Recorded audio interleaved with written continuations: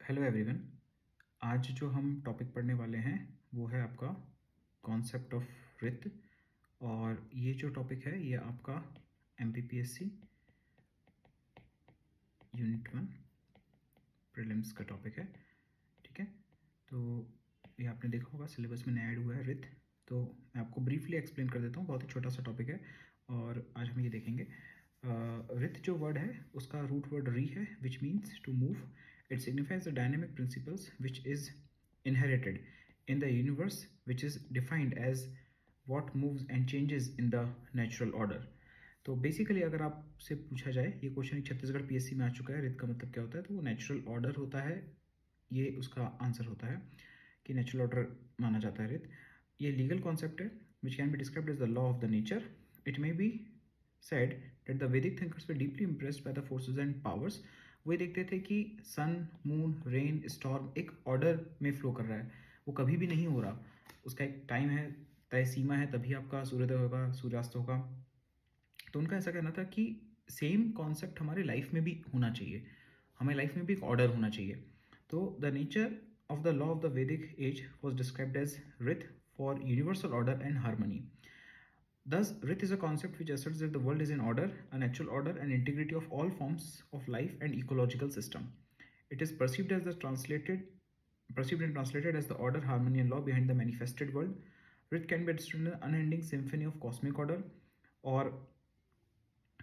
through which universal intelligence unfolds in actions, whether be the creation, sustenance, and destruction. तो इसी वो order में चलता रहता है। और sages order and harmony same वही चीज़ दोबारा रिपीट हो रही है। Described as the fundamental inherited law of nature, controlling and the sustaining power of the nature. Rith controls, balances all natural forces of the environment. It also means moral order. Further, another distinct feature of the concept of Rith, apart from being known as the true natural phenomenon, Rith emphasizes the law must also be certain. Okay. फिर according to famous Indologist PV Kane, आपने इनका नाम अगर नहीं सुना है तो एक इनका नाम ज़रूर याद रखिएगा। पीवी काने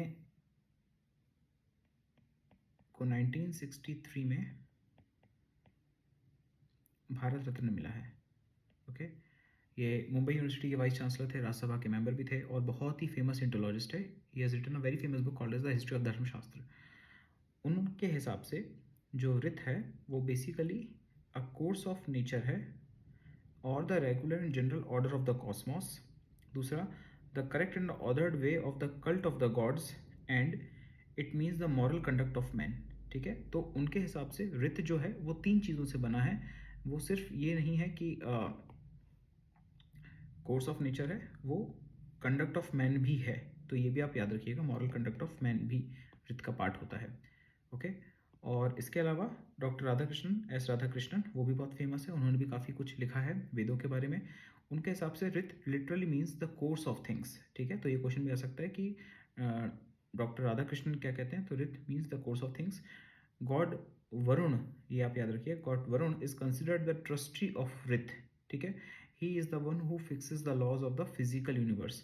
तो यूपीएससी में एक बार क्वेश्चन आया था कि जो वरुण है वो कौन है, तो आप याद रखिएगा ही is the God of cosmic order, is the God of the cosmic order in Rigveda.